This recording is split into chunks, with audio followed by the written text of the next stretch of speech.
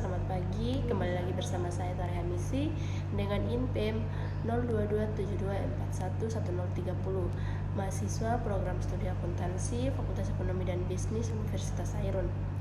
Hari ini saya akan membahas materi dari pertemuan 1 sampai 7 dengan topik yang semakin relevan dan penuh potensi di Indonesia. Perbankan syariah. Kita tidak hanya akan membahas teori dan prinsip dasar yang menjadi landasannya, tetapi juga praktiknya di lapangan dan di Indonesia, termasuk tantangan dan peluang yang dihadapi.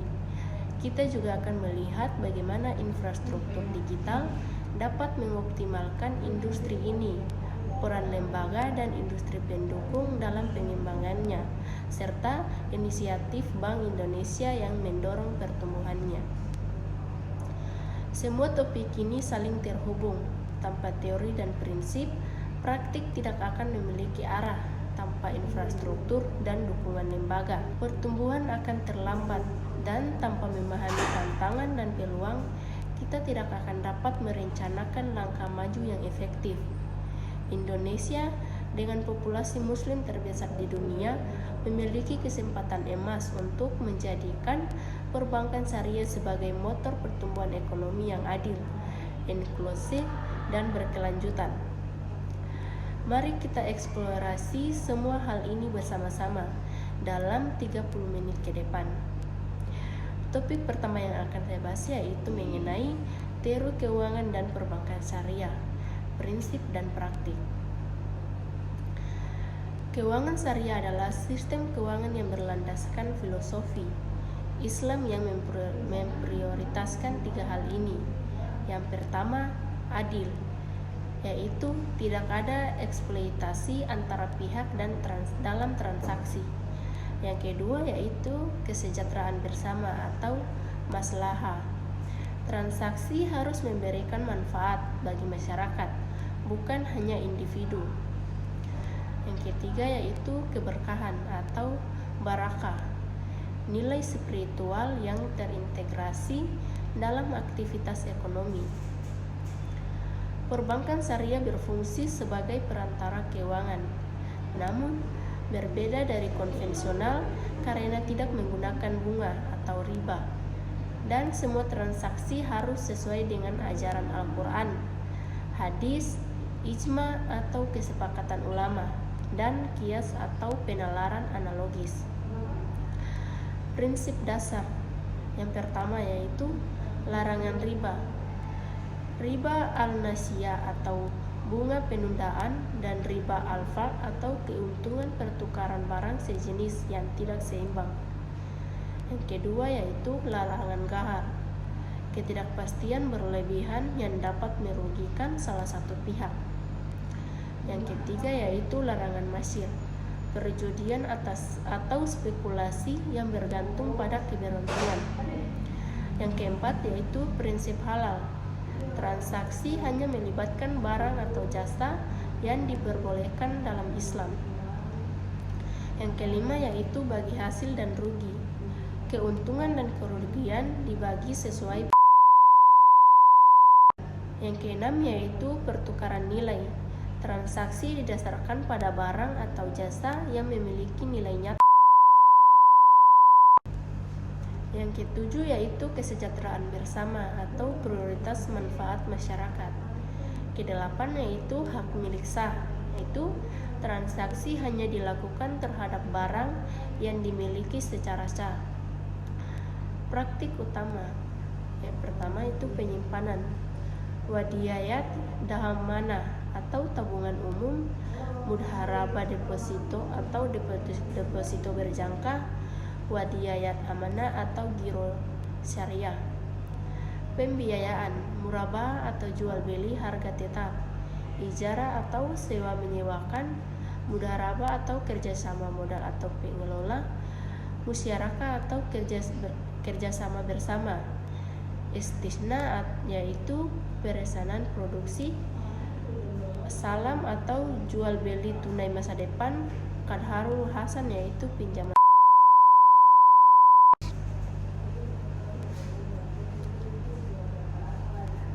Lainnya, takaful atau asuransi syariah, sukuk atau obligasi syariah berbasis aset. Topik kedua yaitu praktik perbankan syariah di Indonesia, tantangan dan peluang. Praktik di lapangan, ekspansi nasional. Bank Syariah Indonesia atau BSI sebagai bank syariah terbesar di Asia Tenggara, lebih dari 1.200 cabang dan 25 juta nasabah. Fokus sektor produktif, 30% dari total pembiayaan ditujukan ke UMKM selain pariwisata ekonomi kreatif dan pesantren. Layanan digital, platform BY by BSI memudahkan transaksi, pembiayaan, dan investasi secara online kapan saja. Tantangan yang pertama yaitu literasi rendah. Hanya 12,5% masyarakat memahami perbankan syariah atau SNLIK 2025. Yang kedua yaitu persaingan dengan konvensional. Bank konvensional memiliki skala ekonomi dan jangkauan lebih besar. Ketiga yaitu keterbatasan SDM, kurangnya profesional yang menguasai syariah dan keuangan modern. Keempat yaitu produk kurang diferensiasi. Masyarakat sering menganggap produk syariah atau ganti nama dari konvensional. Peluang yang pertama yaitu pasar potensial besar. 230 juta muslim, populasi muslim terbesar di dunia. Kedua yaitu target pemerintah, pangsa pasar perbankan syariah mencapai 15% pada 2027. Ketiga yaitu pertumbuhan sektor halal. Industri halal tumbuh 10% per tahun, membutuhkan dukungan keuangan syariah. Yang keempat yaitu 3T. Banyak daerah terluar, terdepan, tertinggal, belum terjangkau oleh bank konvensional. Topik ketiga yaitu optimalisasi infrastruktur dalam industri perbankan syariah di era digital. Tujuan optimalisasi yaitu meningkatkan efisiensi, aksesibilitas, dan keamanan layanan perbankan syariah melalui teknologi digital. Langkah utamanya yaitu yang pertama, platform digital terintegrasi kolaborasi BSI dan Mekari menggabungkan transaksi, pembiayaan, dan manajemen keuangan usaha dalam satu aplikasi. Yang kedua yaitu fintech syariah. Lebih dari 100 fintech syariah menyediakan layanan pinjaman, investasi, dana pembayaran untuk masyarakat terpinggirkan. Yang ketiga yaitu standarisasi API. OJK mengembangkan standar API untuk integrasi antar lembaga keuangan syariah. Yang keempat yaitu infrastruktur pembayaran syariah. BI meluncurkan RTGS syariah dan NCS syariah untuk mempercepat transaksi antar bank. Yang kelima yaitu keamanan siber. Memperkuat sistem keamanan untuk melindungi data nasabah dan transaksi.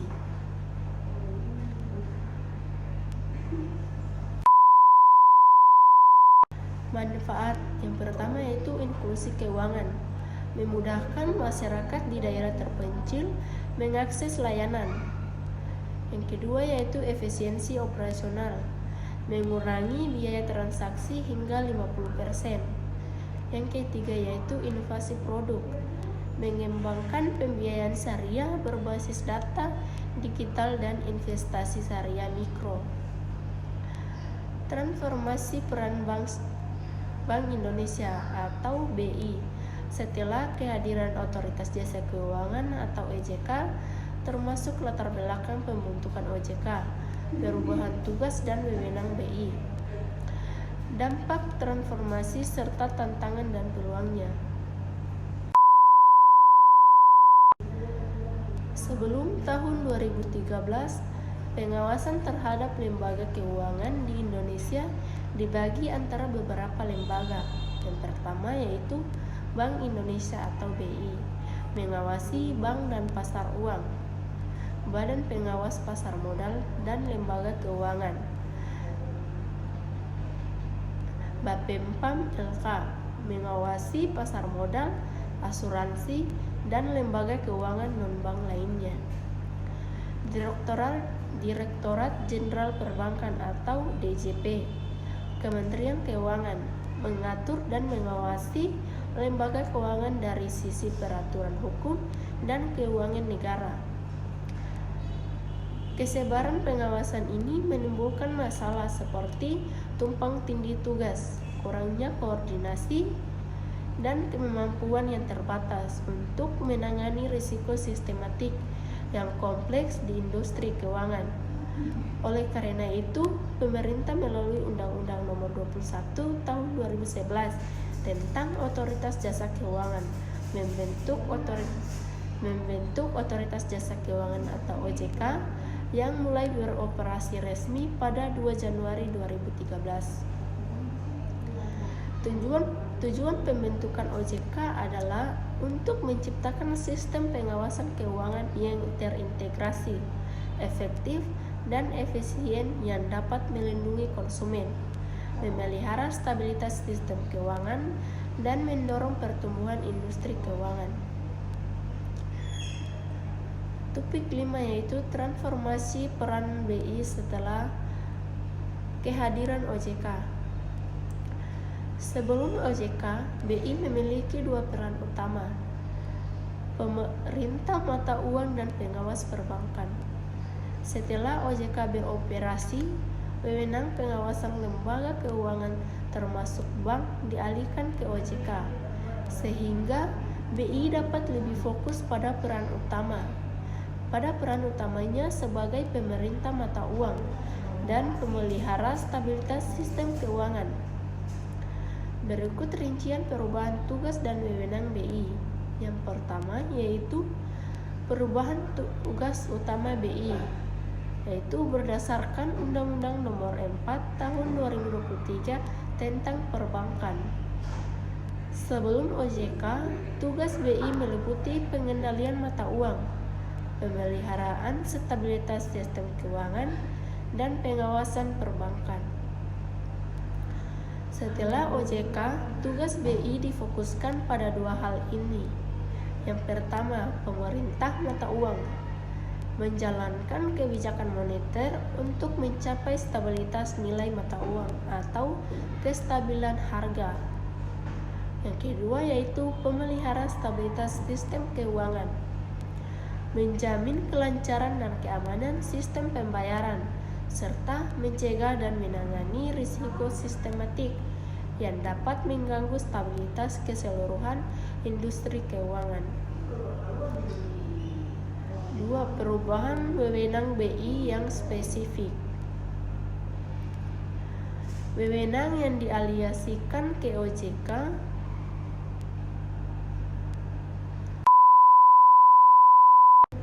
pengawasan terhadap semua lembaga keuangan, yaitu bank atau BPR, asuransi, perusahaan modal, reksadana, fintech, dan lain-lain, termasuk pemberian izin pendirian, operasi, dan penutupan lembaga keuangan, pemantauan dan pengawasan ketaatan terhadap peraturan keuangan dan prasiat, penindakan terhadap pelanggaran oleh lembaga keuangan, perlindungan konsumen dan pengguna jasa keuangan, pengembangan industri keuangan non-mata uang seperti pasar modal dan asuransi. B. Wewenang yang tepat dan ditingkatkan di tangan BI. Kebijakan moneter, yaitu menentukan dan menjalankan kebijakan suku bunga acuan, yaitu BI 7-day reverse repo rate, untuk mengendalikan inflasi dan mencapai stabilitas harga, mengelola pasokan uang beredar dan likuiditas pasar, mengelola cadangan devisa untuk memelihara stabilitas nilai tukar rupiah, Stabilitas sistem keuangan atau SSK, memantau dan menganalisis risiko sistematik di seluruh industri keuangan, tidak hanya bank tetapi juga pasar modal, asuransi, dan hubungan antar lembaga.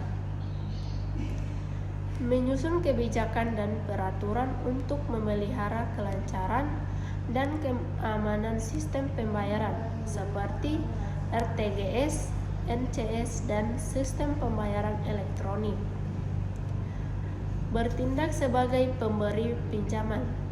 Terakhir, lender of last resort untuk bank yang menghadapi kesulitan likuiditas dengan syarat tertentu untuk mencegah keruntuhan bank yang dapat menimbulkan krisis sistemik. Mengelola pasar uang termasuk pasar uang syariah untuk memastikan likuiditas dan kestabilan pasar. Kebijakan pembangunan ekonomi makro. Kebijakan pembangunan ekonomi makro berperan dalam menyusun kebijakan ekonomi makro bersama pemerintah dan OJK melalui Komite Stabilitas Sistem Keuangan atau KSSK, mendukung pengembangan ekonomi nasional melalui kebijakan moneter yang proporsional dan stabilitas sistem keuangan. Pengawasan terhadap pasar valuta asing dan pasar obligasi, mengatur dan memantau transaksi valuta asing untuk memelihara stabilitas nilai tukar, mengawasi pasar obligasi pemerintah dan swasta untuk memastikan kestabilan pasar keuangan. Mekanisme koordinasi antar BI dan OJK untuk menghindari tumpang tindih dan memastikan sinergi. BI dan OJK bekerja sama melalui beberapa mekanisme. Yang pertama yaitu Komite Stabilitas Sistem Keuangan atau KSSK, dikoordinasikan oleh Menteri Keuangan dengan anggota BI, OJK, dan Badan Penyelenggara Jaminan Simpanan atau LPS.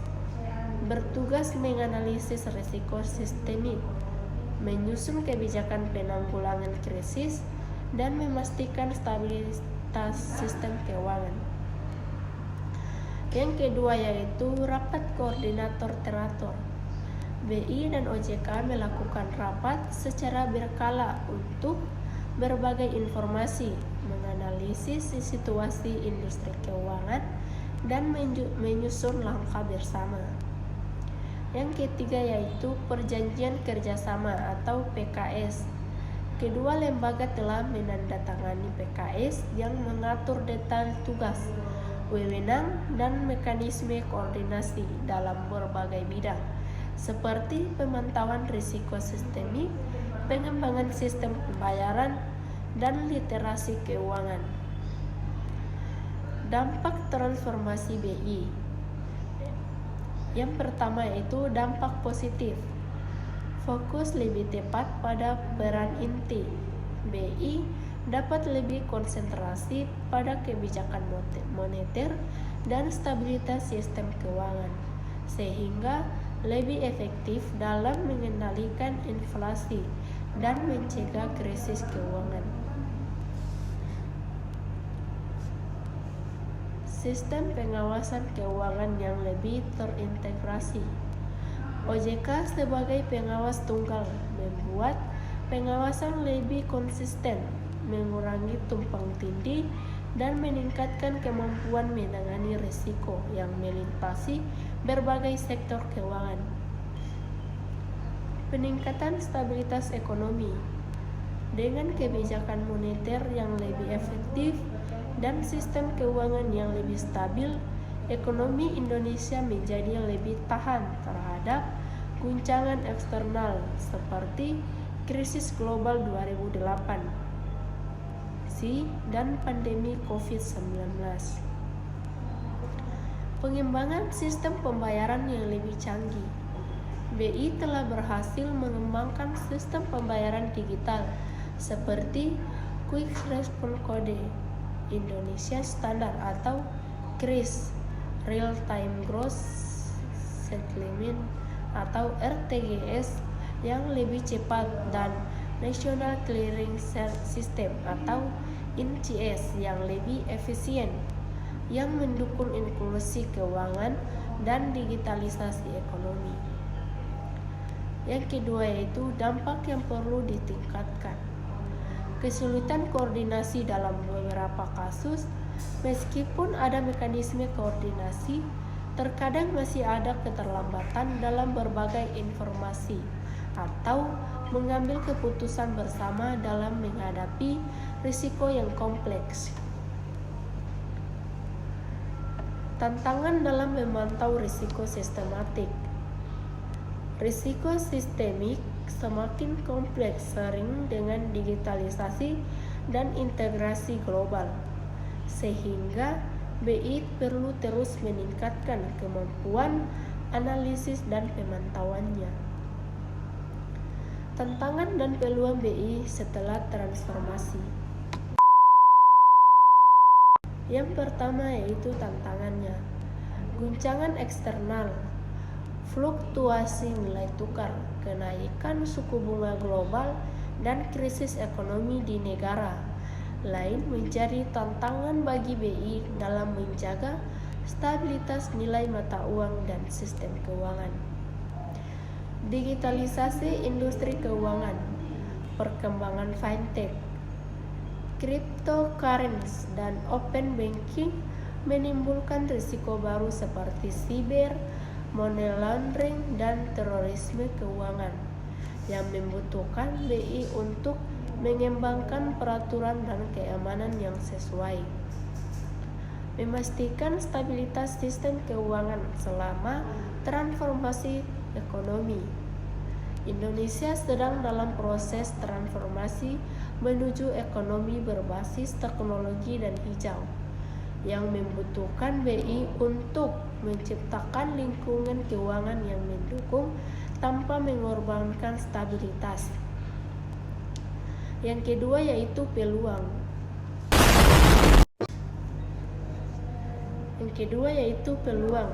Mendorong inklusi keuangan melalui sistem pembayaran digital.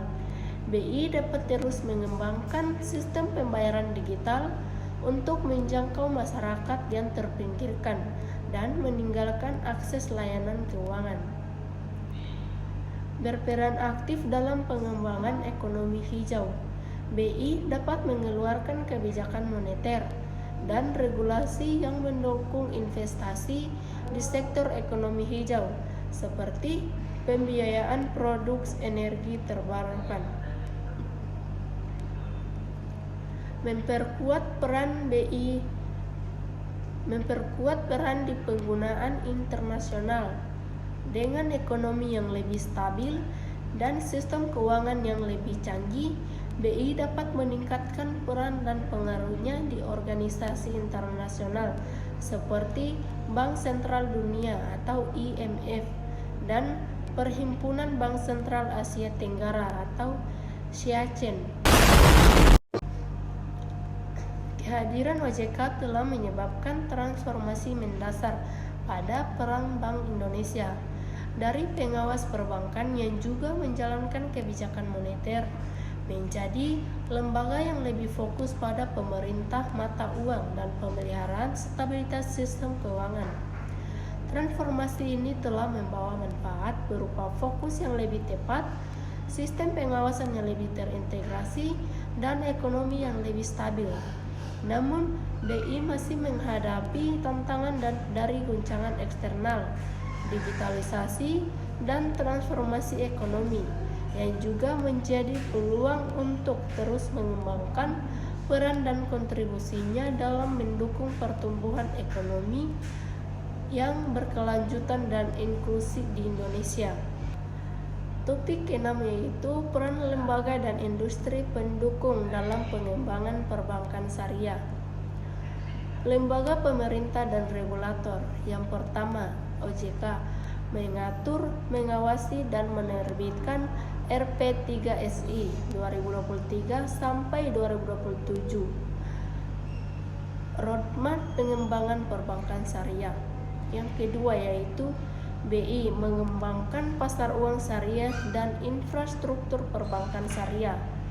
Yang ketiga yaitu KNEKS menyelaraskan kebijakan antar lembaga untuk ekonomi syariah secara keseluruhan. Yang keempat yaitu DSN MUI menerbitkan fatwa syariah, misal fatwa tentang fintech syariah dan sukuk.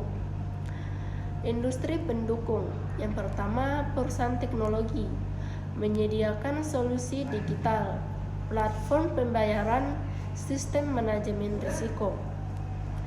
Yang kedua yaitu lembaga pendidikan. Universitas seperti UIN Syarif Hidayatullah dan UI membuka program studi keuangan syariah. Yang ketiga yaitu industri halal. Perusahaan produk halal bekerja sama dengan bank syariah dan pembiayaan. Yang keempat yaitu lembaga wakaf. Bank syariah membantu mengelola dana wakaf untuk proyek sosial dan ekonomi. Topik keempat yaitu inisiatif Bank Indonesia untuk mendorong pertumbuhan perbankan syariah di Indonesia. BI memiliki peran kunci melalui inisiatif berikut. Yang pertama yaitu Bulan Pembiayaan Syariah atau BPS. Setiap November pada 2024 menyalurkan Rp 50 triliun ke UMKM, ekonomi kreatif, dan pesantren melalui bisnis matching digital. Yang kedua yaitu pengembangan ekosistem halal, mendukung Indonesia menjadi pusat industri halal dunia dengan pembiayaan syariah dan halal value chain. Yang ketiga yaitu penguatan pasar uang syariah, mengembangkan instrumen seperti sukuk berjangka pendek dan murabahah berjangka untuk likuiditas. Yang keempat yaitu program LIKS digital, aplikasi untuk meningkatkan literasi dan inklusi keuangan syariah. Yang kelima yaitu kerjasama internasional, berkolaborasi dengan IDB, Islamic Development Bank, untuk praktik terbaik dan pendanaan proyek syariah. Topik yang ketujuh yaitu tantangan dan peluang dalam keuangan dan perbankan syariah di Indonesia. Literasi dan inklusi rendah. Literasi pasar modal syariah hanya 4,5% dan inklusinya hanya 0,2%. Yang kedua yaitu